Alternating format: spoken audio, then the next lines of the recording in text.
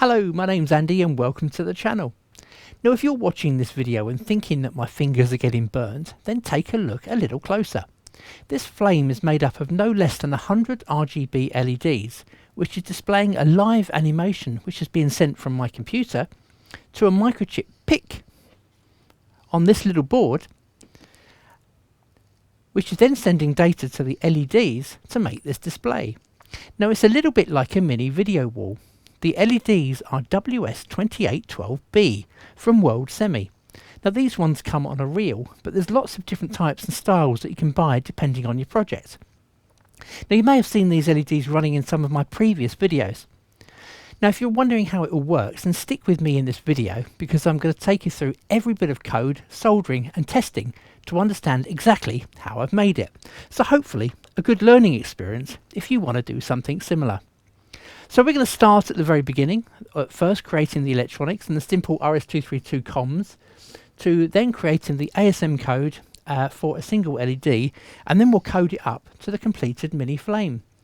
Now before I explain the basics of how it works, make sure you click on the subscribe button down below, as I'm going to split this video into a few separate videos, so make sure you catch the series as I upload them, and this will let me spend a little bit more time going slightly deeper into each section if you really want it.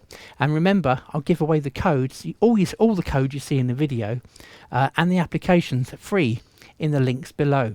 If you enjoy the video and find it useful, let me know how you get on in the comments. So, how exactly does this work? It's time to show you. So, to create the electronics, we're going to keep it really simple. This is a little breadboard that I've got out of my box. We want to have a DC connector. So this is my little DC connector. I have a regulator. This is a switch mode regulator. 5 volts coming out, 12 volts going in. I used to use these type of regulators. This is the 7805 regulator, but they used to get quite hot when you're putting lots of power through them, so I tend not to use those as much. These switch mode regulators are very efficient.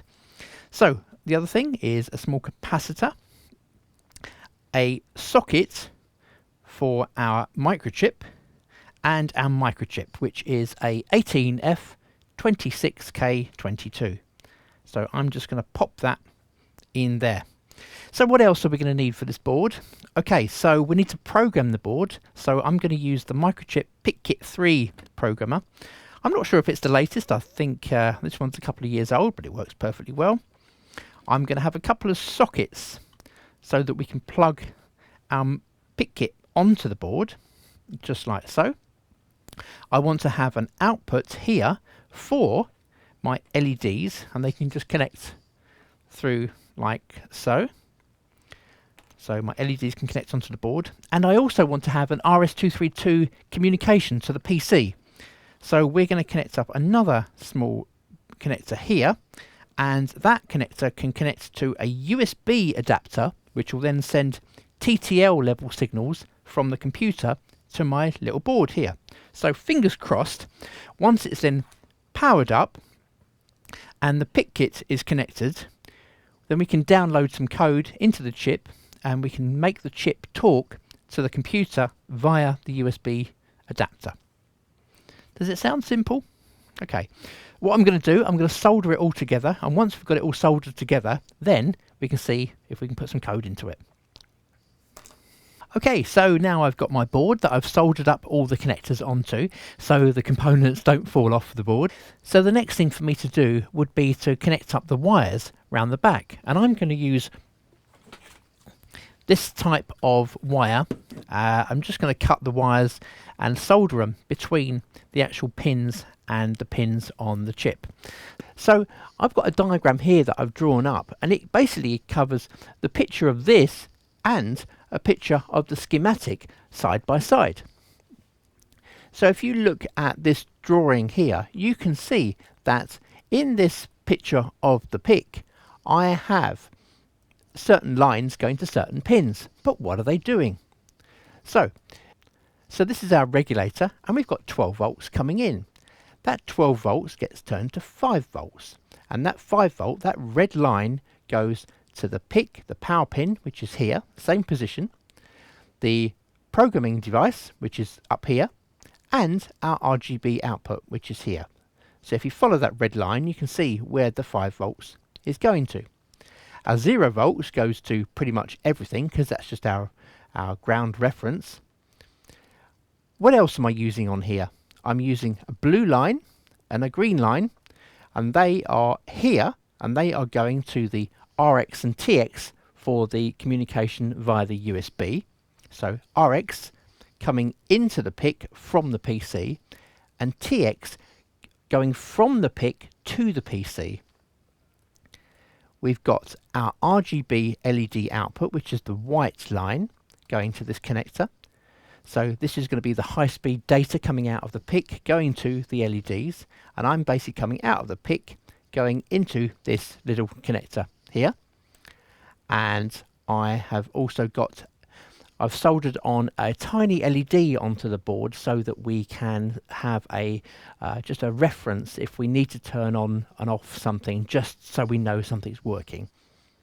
So I've basically connected a little LED on the board, and this is here, board LED, with a tiny resistor, a 390 ohm resistor.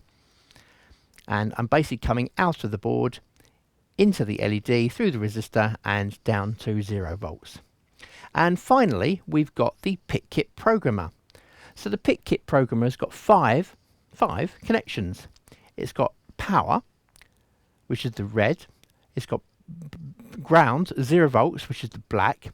The purple is a programming voltage, which basically forces the PIC into a programming mode. That's the purple, and that goes to this pin here, pin 1. And we've got 2 data pins, one which is data and one which is a synchronizer for the data. So the data from the PIC kit is the yellow pin, and it goes on to pin 28, which is here, that's just here. And the synchronized, the data clock, which is the blue line, basically goes to this pin here. So that's all the pins that we're using on the PIC.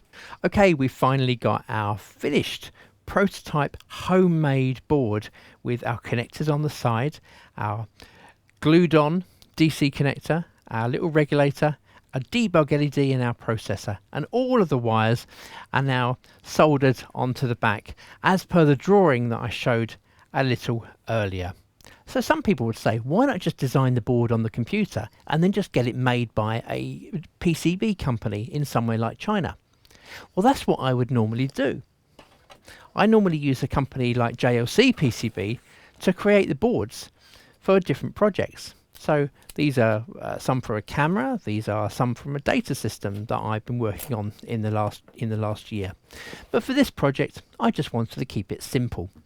And keeping the board simple is where then you can concentrate on having some quite intelligent code.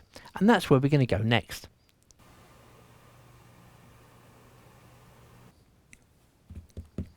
Okay, the final connections. So our LEDs are connected to our board is connected to our PIC kit, and our PIC kit is connected to the computer, and the board is connected to power. And guess what? It didn't blow up. That's a good thing. So what we want to try and do is we've got an LED on the board that we soldered on, this tiny little 0805 LED. And we want to try and get it to blink just to let us know that the board has downloaded code okay. So what we can do is we can now go to MPLAB, which is running CCS Compiler, and we can create a program to download into the board. And that's exactly what I've done. Have a look at this. So I'm running MPLAB version 3.5. Now it's quite an old one, but it works for me, so I haven't seen the need to upgrade it yet. I'm also running PICC CCS Compiler.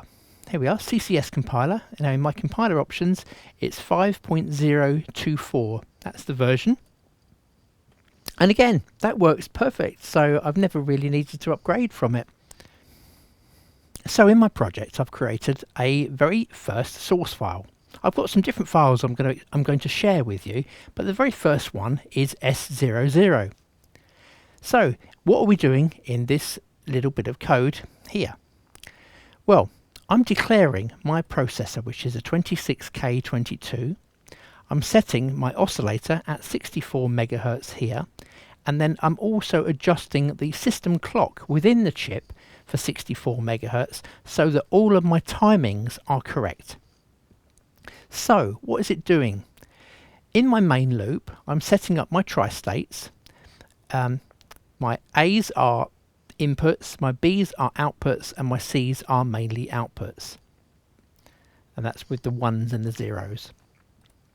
Now, in my main loop here, in my while, I'm basically saying output high, which is the name of my LED, my onboard LED, pin B2, output low, pin B2, and in between them we're doing a 100 millisecond delay. So it should just go on, off, on, off, on, off. Let's see if it works. Let's press the big green compile button, and then it should start sending some code down to the chip. And what do we see? Target detected. And there we are. We look at the chip and we've got an LED flashing, which means that our first little bit of code works perfectly. Great. So what do we want to do next? We want to be able to establish an RS-232 connection between this little board and the computer so that we can exchange messages. And to do that, we're going to use one of these. Now this is a USB to TTL serial device. So USB goes in here, just plugs into the computer, and then these pins here, we've got this pin here is ground, this pin is RX, and this pin is TX. And we've got a ground, RX and TX on there. So if we can connect the ground, the TX and the RX from here onto here, then theoretically we should be able to exchange messages.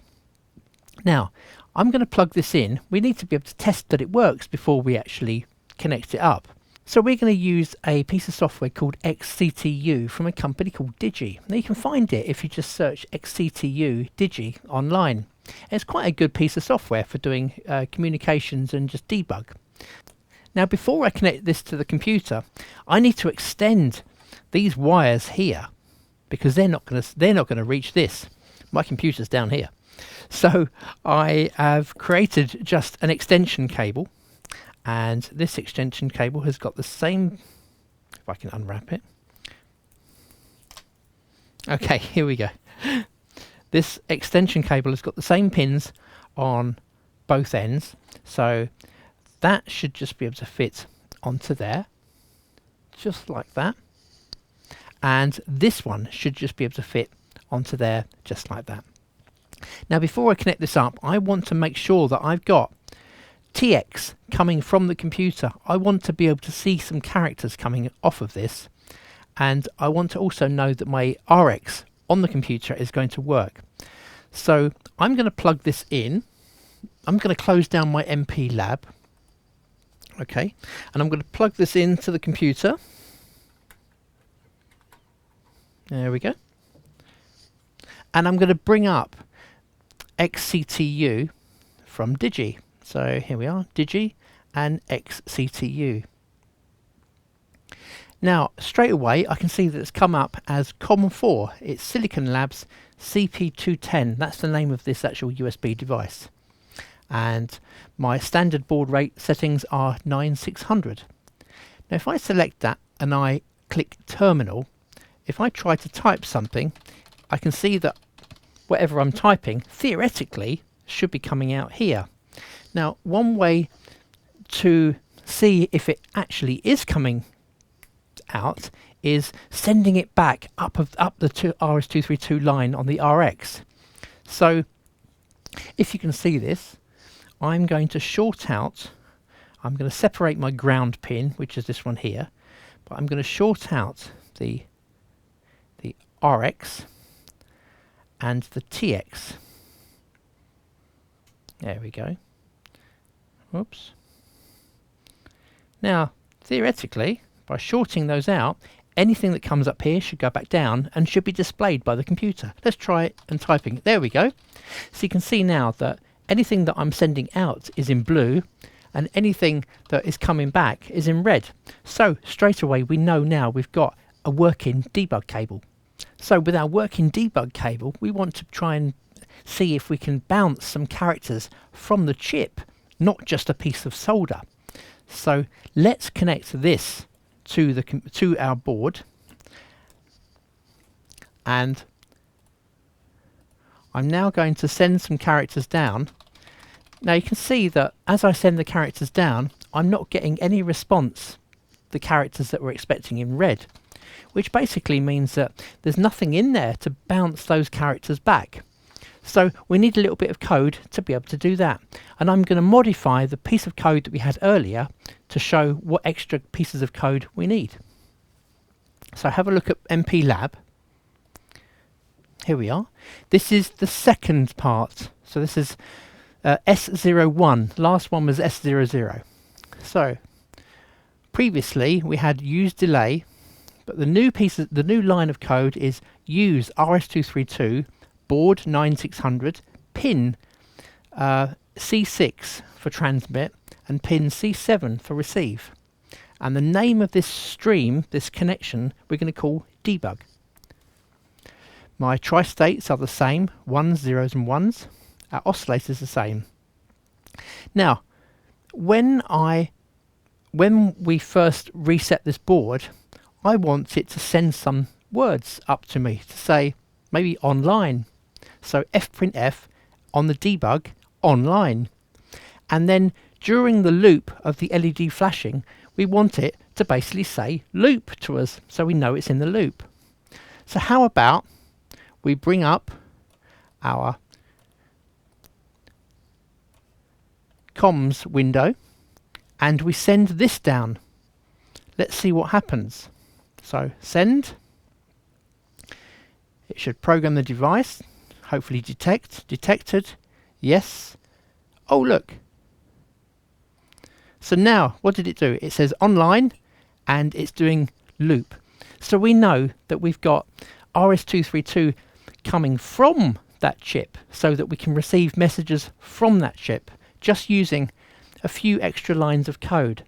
But wouldn't it be great if we could send characters to it and then get it to bounce those characters back to us?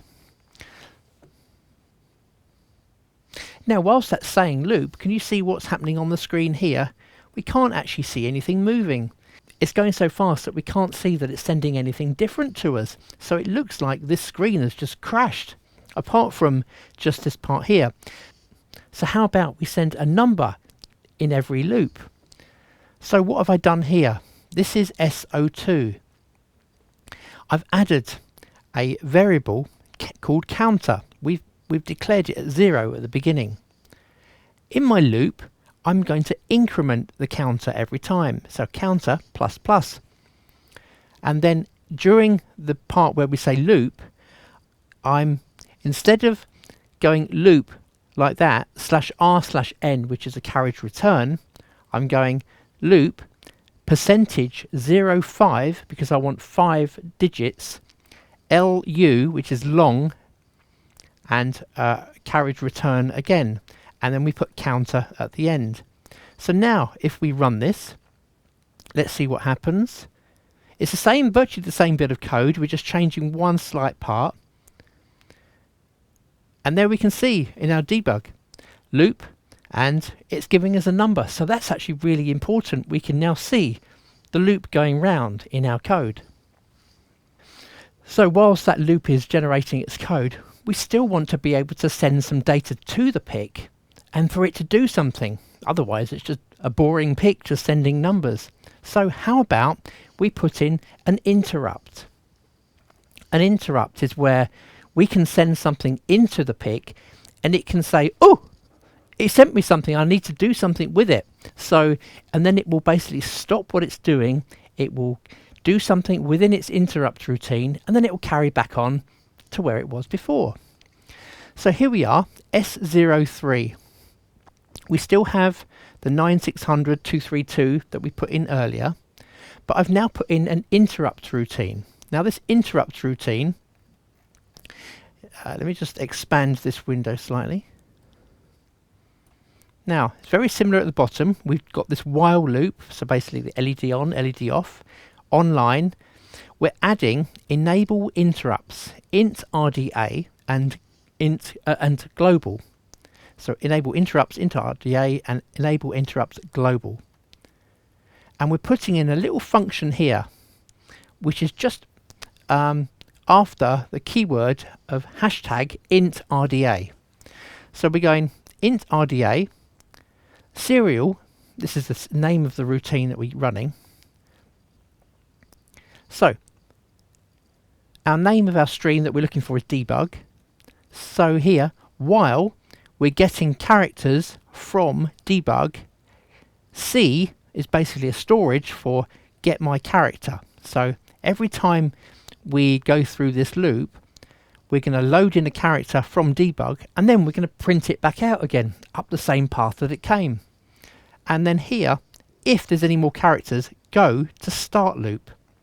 So basically, whilst there's characters coming in, it will continue to basically grab the character and push the character back out. So let's see what happens now. As you know, if we press any characters on here, we'll get a little blue indication to say that our character's gone, but we won't get any response back. Let's send this down now and give the PIC a bit of interrupt.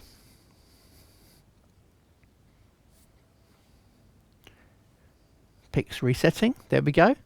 Online. Now I've told it. I've told it not to send any loop data, so we shouldn't get anything on the screen. But what happens if we now type characters in here? Oh! As you can see, for every character we send, we're getting a response. So perfect. We've now got interrupts on our PIC. It means we can send lumps of data from our computer into the PIC, and the PIC can then say we want to do something with it. There we go. So what could we do with an interrupt? Well, it depends what you want to do with your electronics. But in this case, see, we've got a little flashing LED here. How about we tie that LED to our fingers on the computer? So let's have a look at this. We've got our interrupt little bit of code that we entered in, and I've just added something new. If the character is A, turn on the LED. If the character is B, turn off the LED. Everything else is the same as what it was pretty much previously. So let's have a look and see what happens. I'm going to download it. The LED is flashing at the moment. Okay, we're downloaded online. So how about if I go A, oh, LED comes on. B, LED goes off. A, B, A, B, A, B. Great. You could turn anything on and off with that. You could connect up a relay. You could do whatever you want to do. So that's a real basic of interrupt routines. And you can see that it's also telling me what it's received. So A, B, A, B. So instead of having just A, B coming back, how about we actually say LED on or LED off? So have a look at the code now. If C equals A, F print debug LED on. And if C equals B, F print debug LED off. Let's try that.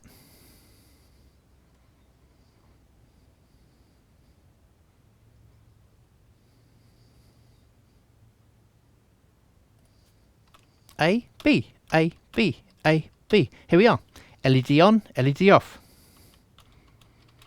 That's coming directly from the chip, and the LED is doing its thing.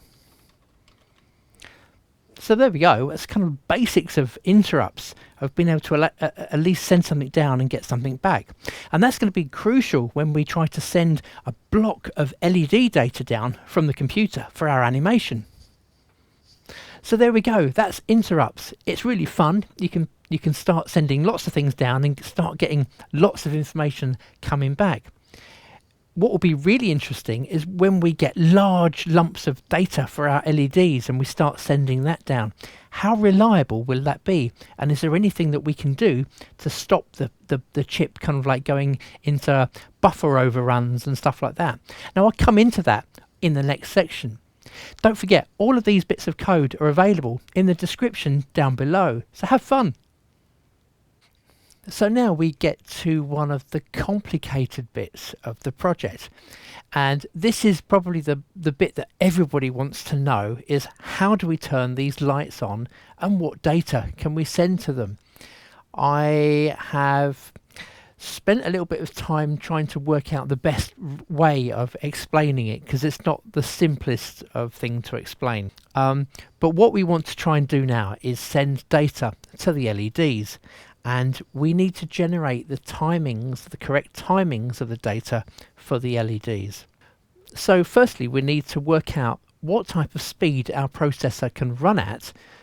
I know that we're running at 64 megahertz, but we need to look at the fastest possible output that we can actually generate for the outputs of our device. So I'm going to use one of these. This is an 8-channel logic analyzer, and it only cost about £5 on eBay. It's USB, and at the other end there are multiple pins that you can connect to your electronics to kind of like see the signals. So I'm going to plug this in on my USB, and I'm going to disconnect my LEDs, because at the moment we don't have any data in to drive the LEDs. And the ground pin on this one, which is the purple wire, I'm going to connect to my ground on my electronics, and I'm going in on channel 1, and that's the blue wire.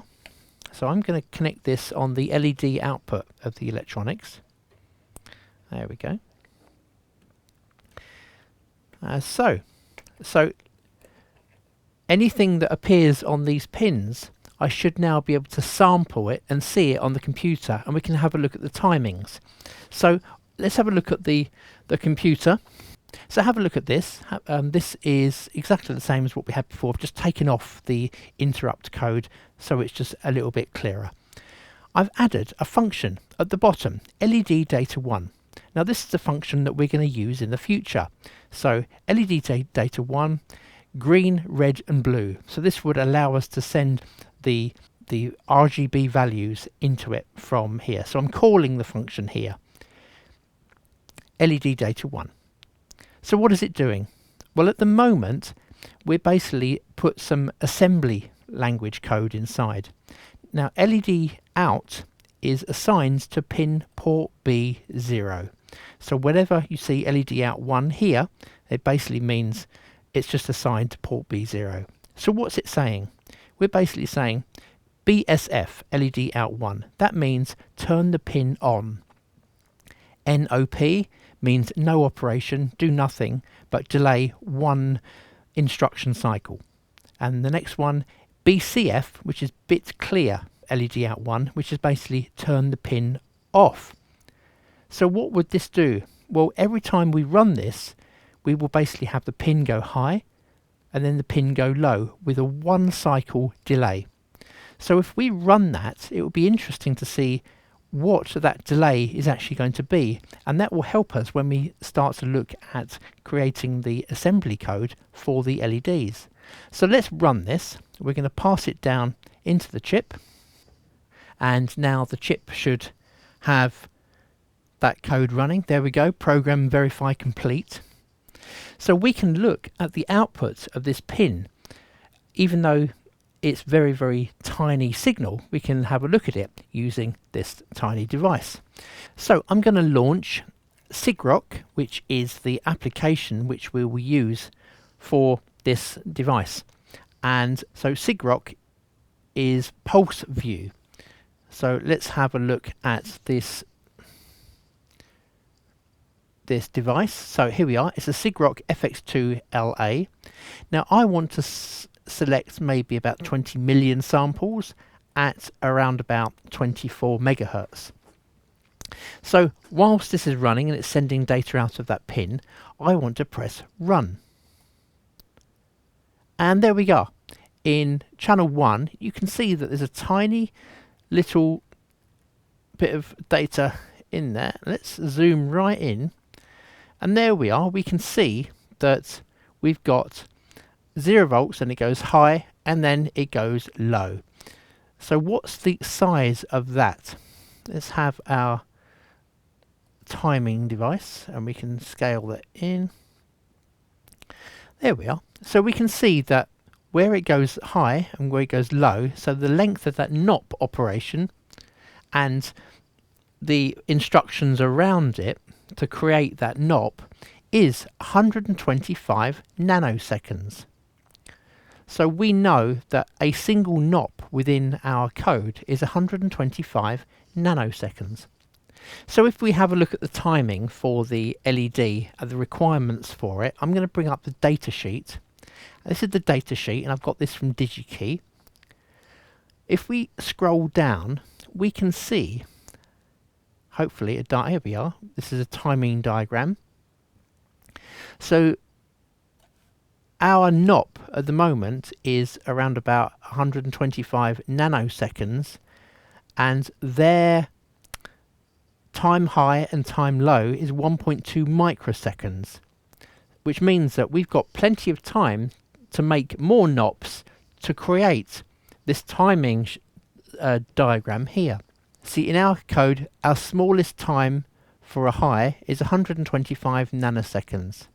That data sheet should be high, 0.4 microseconds. So it's 400 nanoseconds.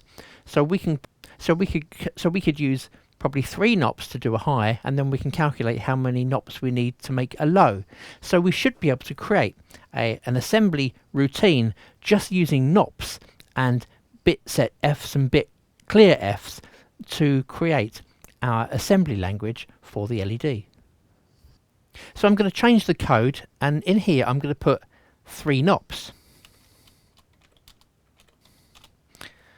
And we can work out what timing that will now be using the signal analyzer. Okay, so 3 NOPs. Let's have a look at a signal analyzer. Run. Okay, so this is the output now, and before it was 125 nanoseconds, and let's see what it is now.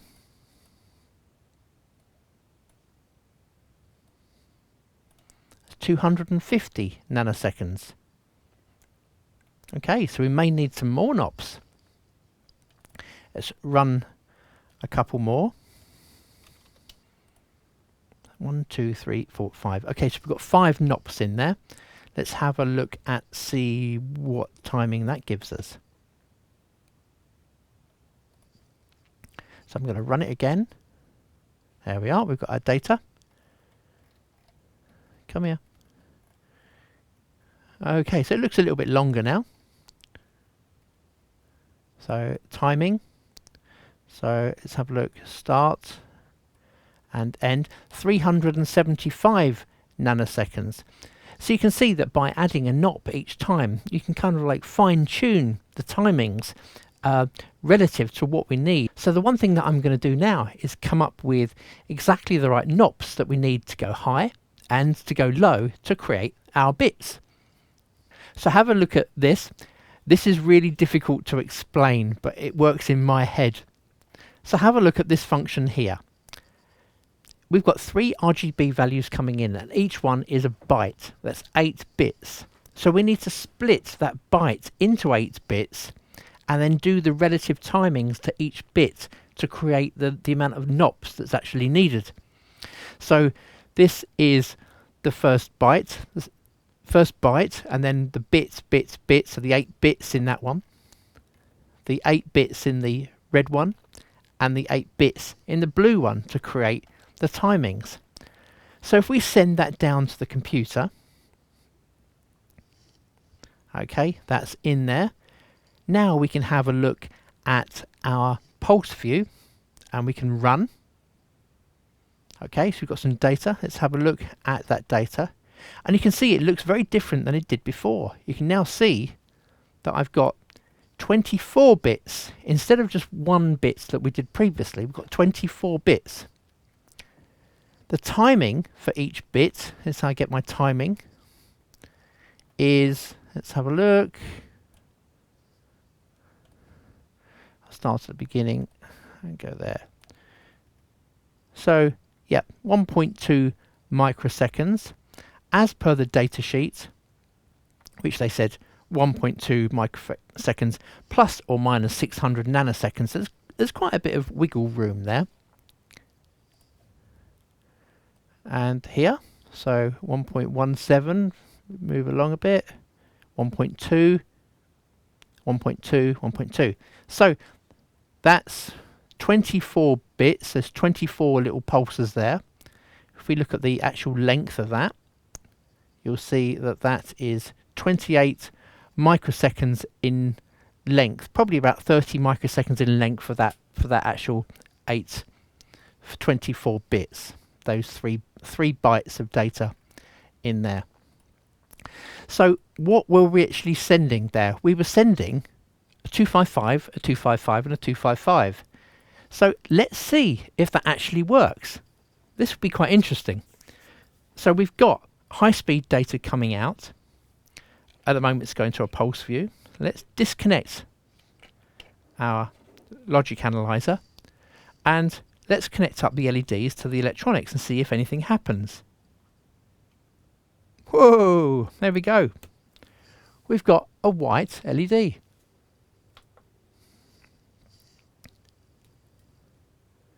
So we've lit our first LED on our run. Can we change the color of it? Instead of sending 255, 255, let's make maybe just that as 255 in that value there. And let's see if that changes color. It's gone to blue. Can we make it go to red?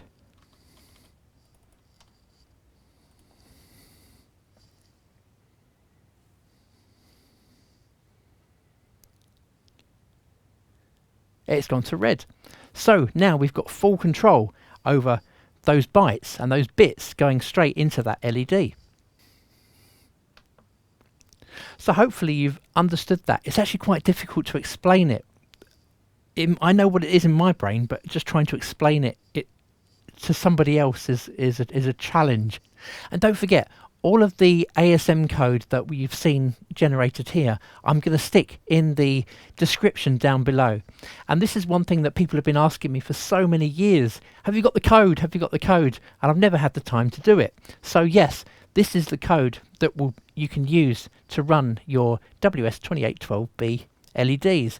The one thing that you need to have is a chip fast enough to create the smallest size knob so that it can fit inside the timings that you're trying to create. So before we start sending live animations down from the computer into our interrupt routine and then displaying them on the LEDs, let's have a look at animating some LEDs directly in the chip and make some values go up and down and see what type of thing that we can do. So this is the next section. In this video, you've seen how we've created the electronics, how we've put together the basics of our code, how we've put through the interrupt routines, and how we've created the ASM routines. In the next video, I'm going to take you through how you can do this, animate your LEDs within the chip itself using dynamic arrays. And we're also going to basically using that interrupts routine that we used earlier, so we can start sending down our LED flame and other animations. So please, if you've liked this video, then please press the like button, and if you haven't subscribed, then subscribe and catch the next video when I stick it up shortly. Thanks for watching.